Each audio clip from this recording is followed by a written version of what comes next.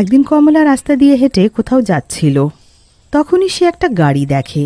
গাড়ি থেকে তার পুরনো বান্ধবী সুধা বেরোয়। সুধা, এই সুধা, কে তুমি? কি চাই? আর আমার নাম কি করে জানো? তুমি হয়তো আমাকে ভুলে গেছো, কিন্তু আমি নয়।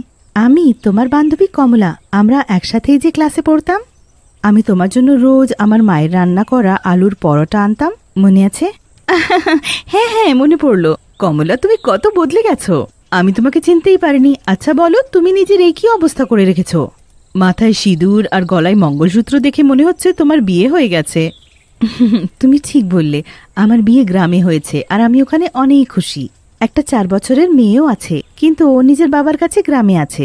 নিজের বাবাকে সে অনেক ভালোবাসে না, তাই তাকে একদম ছাড়ে না। আমার একটু কাজ ছিল বলে এসেছিলাম। ও মাই গড, এটা তুমি কি বলছো? শহরে পড়াশোনা আর বিয়েটা